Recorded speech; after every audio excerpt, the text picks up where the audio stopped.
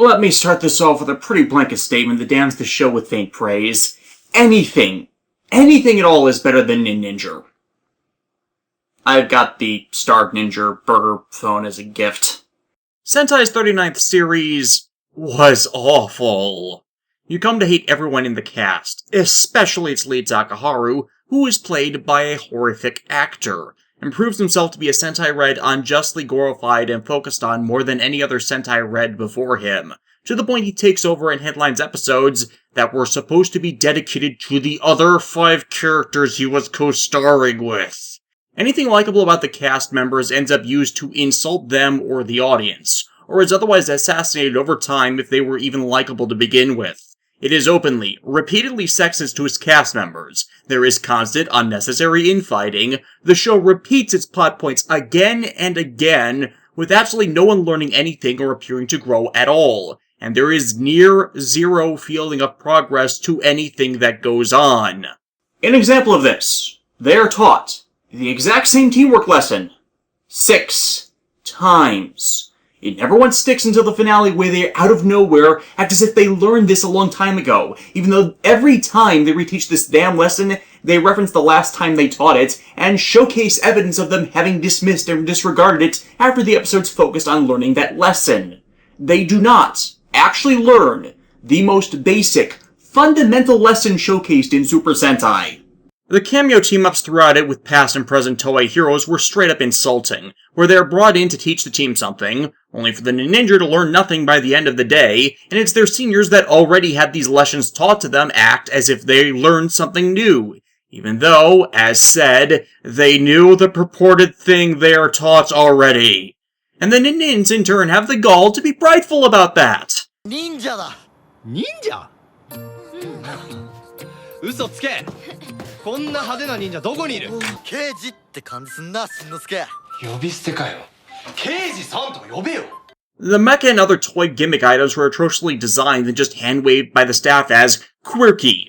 The villains spend most of the show acting like imbeciles with their plots and actions, seemingly straightforward with their tactics and goals, but always defeated by off-the-wall nonsense they were already shown to be stronger than, which completely undermined their menace. It is an all-around horrible time once you take off the rose-tinted lenses of the first few episodes, as Goodwill for it dies a quick death at everything that ends up irritating you. And this is not just my opinion or my clique of Tokusatsu reviewers. There was a mutual loathing of the series. It once again broke low ratings for Sentai and crushed a lot of interest for the show that followed it, Ju-Oger, that was massively better written. And checking merchandise sales, those were terrible too, totaling less than 9 billion yen. And again, this is someone that got the burger changer for Star Ninja as a gift. Adjusting for other lowest earning series like Time Ranger and Geki Ranger for inflation showed they earned more money from their lines, even though they had fewer things to sell than Ninja's vast collectible gimmick merchandise line. It reached the point that Yoshi Sudarso's 2-minute at most cameo late in the series was literally the best part of it. And it's pretty obvious on all these points that Toei's creative staff for the series... They just didn't care!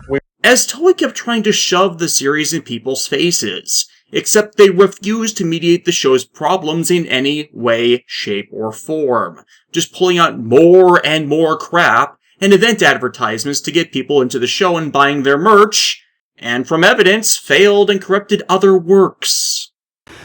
And believe you me when I tell you that the next time one of you perpetual disappointments doesn't even have the common decency to try and do better at something you supposedly do, I will go ahead and toss your sorry ass out of here in about 10 seconds, and then I will forget you forever in the next 5. But with respect to the show I should actually be talking about, Power Rangers does not begin and end with Super Sentai. It can go its own way, craft its own original story. It can fix the failings in a given Sentai it adapts, and it started out being better than the Sentai it was basing itself off of in the early seasons. At least in my opinion. The problem going into the series is, even with the improvements in Dino Charge, we haven't had that since Saban bought the show back. As the staff has mostly consisted of amateurs with near zero experience and too few individuals with any skill to guide the newbies into being better. In an era where you can't get away with that anymore. And I, and many others, do not think Power Rangers could survive if it got as bad as Ninja did. So then, with all these things against it going in, how did Ninja Steel's premiere episodes fare? Look, when I did the quick look at Dino Charge's premiere in 2015, I gave its opening stupid slack, as it honestly did from its beginning feel like a decent opening for a show. A little too much slack in hindsight. I don't feel like giving the same amount of leeway to this show. The music, keeping with the fact that Noam Kaneal is still the chief composer for the series, is terrible, much like the rest of the Neo Saban music he is responsible for. I'll have a longer spiel on this later this year. I'm planning to review Dino Charge in November, but Noam Kaneal's music rarely accents the events they are played around. At least the sound leveling this time is better, as thus far they didn't have the background music be played as loud as people talking when people were talking. Also, stop ripping off the original Mighty Morphin theme. It hasn't worked the last few years, it's not working now! Not helped by how this year the opening theme is twice as long as it seems that it needs to be, with how empty and repetitious it is. Seriously, why are you padding it like that? Could you not write enough, I don't know, story to fill that in? The original effects work and suit modifications also continue to be poor, with once more zero sign of improvement. Seriously, Redbot and Cosmic Royale's masks? Ugh, those freaking masks. It's awful. Though by proxy, the stages and set pieces do look to have improved again, but they're still too... I believe the word I'm looking for is pastel. My point is they once again look fake as opposed to selling a setting as being an actual location. Likewise, the showcased use of old monster suits from prior Disney-era shows, like as presented as a throwaway thing, seems unnecessary since it's obvious now they have a large library of unused costumes that didn't tie themselves to past characters, and don't even have the defense they did in early Saban of kit-bashing multiple suits they'd used already because they didn't have much they didn't use, or even performing minor recolors. It's just the same freaking suit, with no alterations. And if you're going to just reuse a suit, why not one we didn't see before, that isn't going to be used past the original action scene so is disposable, which they obviously have on hand like they used to do? Like, say, Furio in Lost Galaxy? Hell, there's no reason they even needed the mass composite shot of old monster suits as an audience, as that had to have cost them a lot of money to do that for something so throwaway that doesn't even exist as fan service. You even do that with Baron Neo into Cosmic Royale, though admittedly with the new head mask as opposed to the more distinguished one Nero had, which... I don't see why they made a new mask when the old one worked just as well, and they hadn't used that costume at all. Now he looks like Elgar, one of the worst villains Power Rangers ever had. The casting and acting from what's been presented so far is probably about par with Dino Charge, with the ADR dubbing of various characters, but especially those voicing monsters, being downright atrocious. I really think someone needs to come in and have a better second unit director, as this has also been a problem since Samurai that has yet to be fixed, especially as they still ruin otherwise suspenseful, fantastical, dramatic scenes by adding in unnecessary ADR. Empty? Where's the Ninja Steel? Cutting out the unnecessary dialogue in these moments improves those scenes by a lot. It changes the impact when you put in dialogue that did not need to be there. Show! Don't tell! Or do you not respect your audience enough that you feel it's necessary to tell them exactly what you're showing them?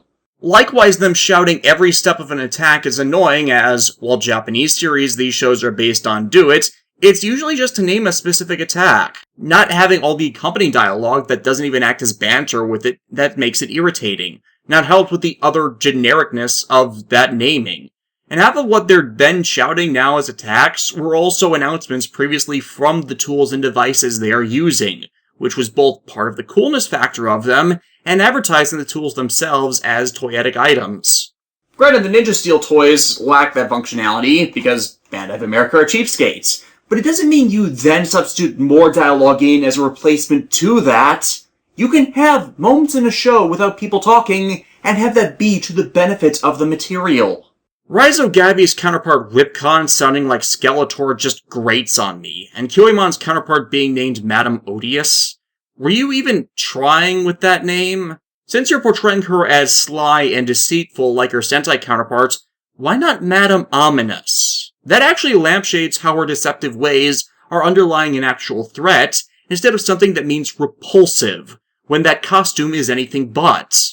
You also did this with Candarilla into Poisandra last year, and I can't help but ask again, why?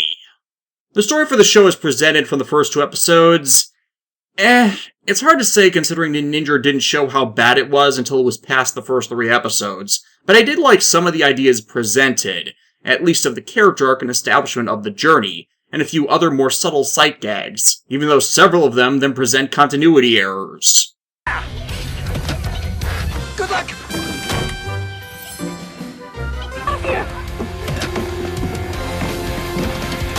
But I hated the opening flashback scene since all of it ends up exposition that is repeated in the main story of the episode directly after it, meaning that scene could have been slotted in later to explain to the others how Red Ranger Brody ended up as a slave to the big bad of the series, Galvanix, and just dropped his in media res in the meantime to get the plot moving.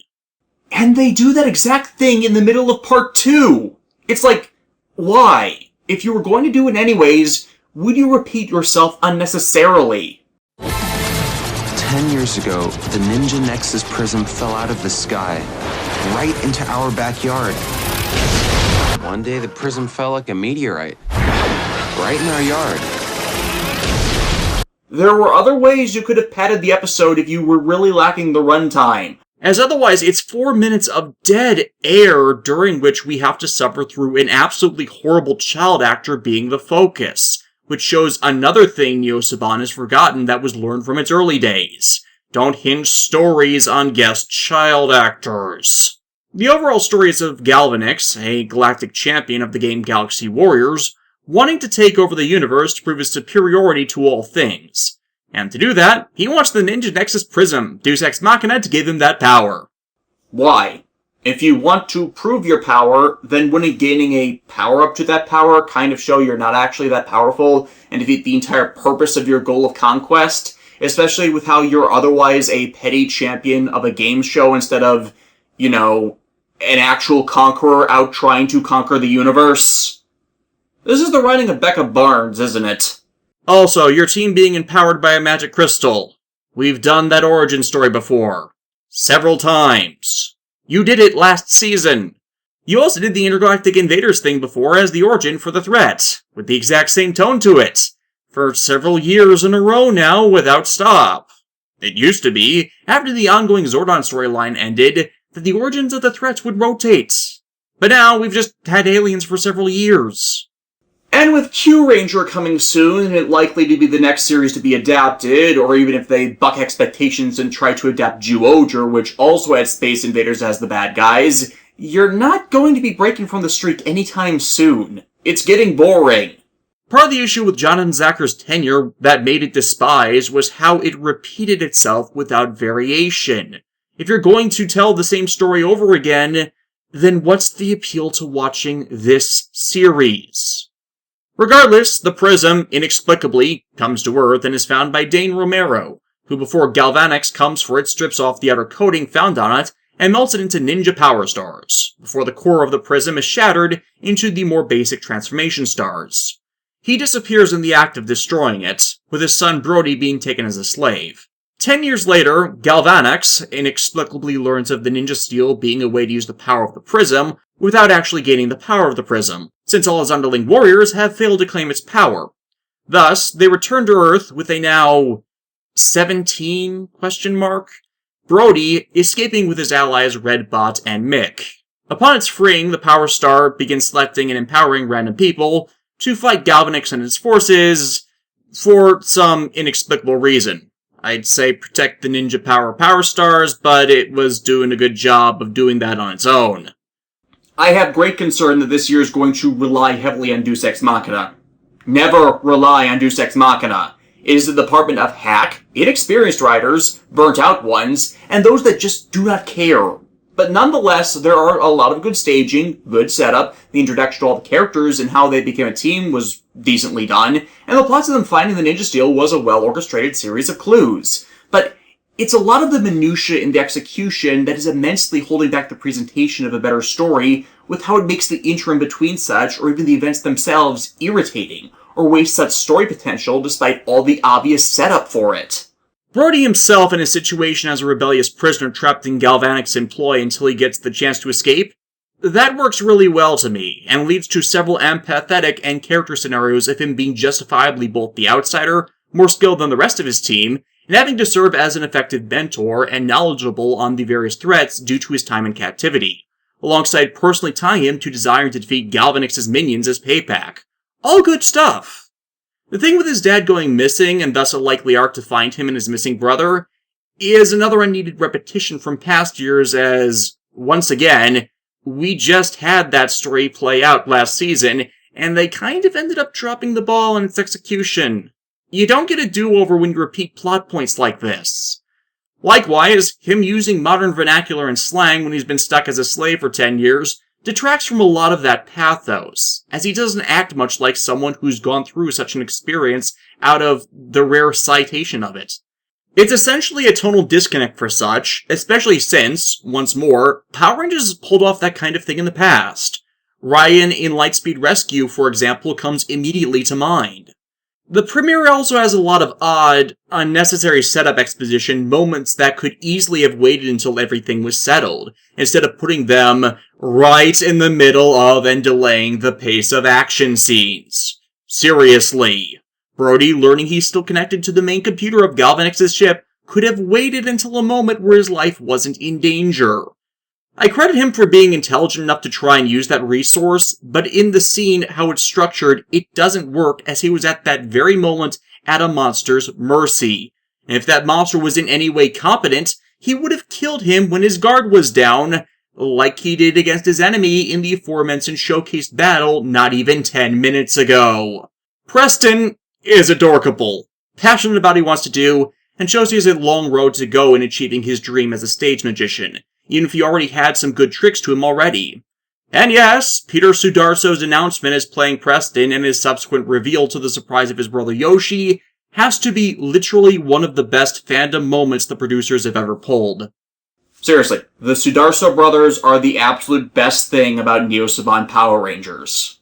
The problem I see coming up with Preston, though, is his magic, in that this empowerment is giving an inexperienced, hobbyist stage magician real magic he is an amateur with, when he is then supposed to relate exactly to a mage with advanced level training like Yakumo was supposed to have.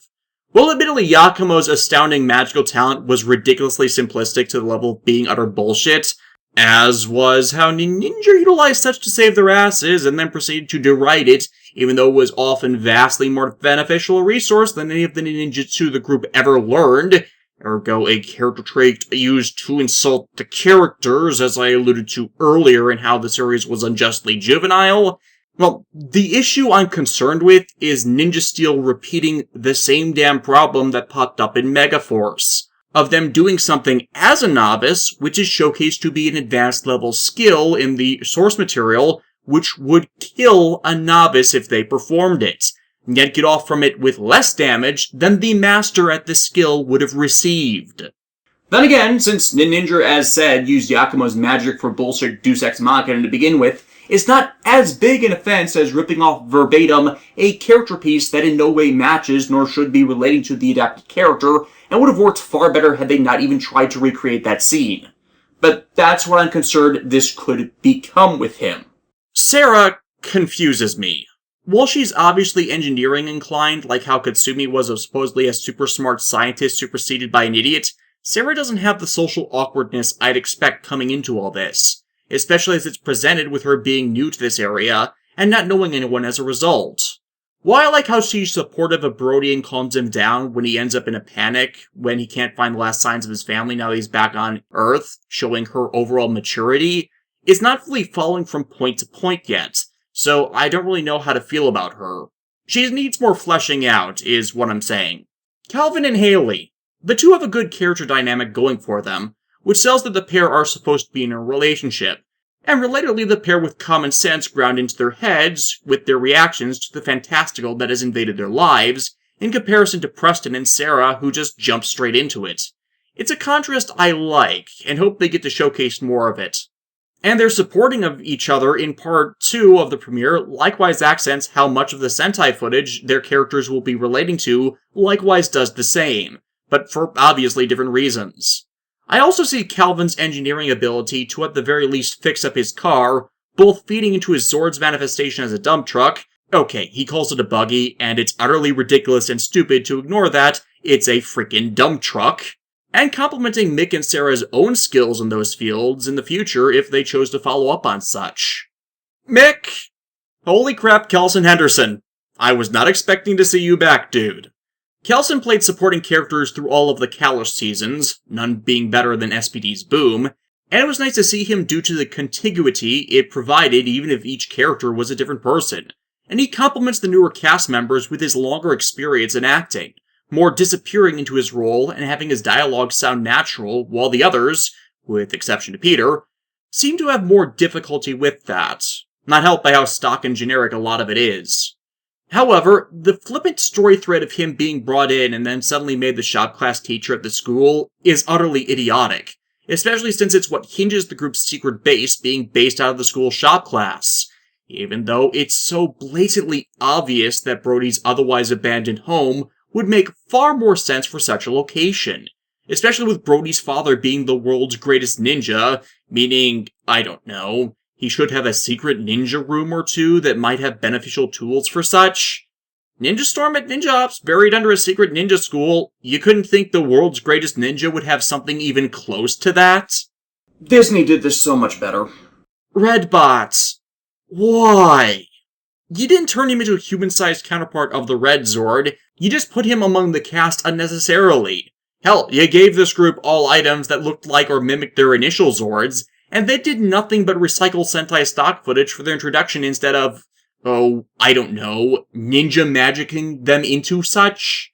Hell, that would have paid into and explained away another later incident of bullshit Deus Ex Machina no Jutsu the group will likely be performing later when they have to adapt the Gekiyatsu Daios related machines and creation from them doing that exact thing.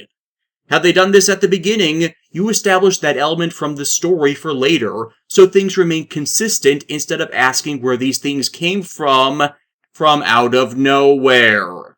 Did you spend the budget on the composite monster shots and have none for a simple CGI magic aura and flash transformation that would showcase just that? Are you even going to have Redbot do now outside of being a superfluous character, as has been another problem with Neo Saban? Victor and Monty. Utterly unnecessary. A rehash of the dynamic of Bulk and Skull through the lens of Cassidy and Devin from Dino Thunder. Again, Bulk and Skull worked because they were comic foils that were nonetheless out to prove themselves and were showcased to be individuals outside of the norm. Devin and Cassidy worked because their dynamic was based upon snark and Cassidy's prideful exuberance to achieve her dream, with Devin more browbeaten into following. Whereas all these two have are literally nothing but stereotype. And I mean literally, as they are the poster childs for the moronic attempt to be and proclaim to be the super charismatic Mr. Perfect jock bully, and the bumbling nerd whose only use seems to be doing that jackass's homework, which thus far has been the only joke. And it's not funny, nor has been for decades. What, did you watch The Big Bang Theory and think, let's take that kind of lowbrow humor known to many as the nerd equivalent to blackface, and make it even more generic and stick it into a show that would be better if it was absent? Worse, when you spread comedic moments to everywhere and everything, as has been an issue in Neo Saban, their effect only further exaggerates that he can't take the show seriously. And a show where your bad guy wants to destroy, conquer, and dominate, and just made the world his playground for attacks and devastation, that's a bad thing as it undermines that emphasis. And it also forgets that this kind of thing was commonly disliked about the early years, until they toned it down immensely and more concentrated such silliness into Bulk and Skull's bubbling sitcom situation of the week. And worse, they're reinforcing generic stereotypes that are long outdated. The original Mighty Morphin in the 90s was bucking these trends in its interplay with them, as they had been played out. Hell, Dino Thunder had an episode explicitly calling out these stereotypes over a decade ago. How far have we gone back in the Wayback Machine? Just between us, you guys are a little, behind the times. See? Even the show recognizes it. The change in transformation devices from the sword to the multiform shuriken. Actually, I kinda like this. The Karakuri Hengen in Ninja was vastly underutilized despite it being a useful multiform device that rarely to never got used in finishing monsters, or if it did, it was in combination with the Ninja Ichibanto, which was used the grand majority of the time. And the longer along the show went, the more irrelevant it became. So it places more emphasis on a secondary device with a new utilization for it that's actually consistent with the whole shuriken transformation device thing, since it is an oversized shuriken. Marketing-wise, we'll keep the device relevant, since all the stock footage will more focus on the sword that is a different device, and now holds a differing role as solely a battle utility weapon. At least it would be if they weren't gutting the roleplay aspect of this toy in the Bandai of America version of it. Overall, Ninja Steel does not start out good, despite a wealth of good ideas seen in it, as it does not seem as if they are taking advantage of them. It still seems like they're suffering from amateurism and the same damn issues which should have been solved by now with this era of Power Rangers. But I'll credit them at the very least having better characters for the main core cast and a better establishing of an arc than their Sentai counterparts. If they can keep them as decent individuals and the journey they are on interesting and appropriate for them, it will at the very least be better than Ninja. But as I said at the beginning, that's a pretty low bar to begin with. Power Rangers has done better, it can be better again. You can be so much more than you are.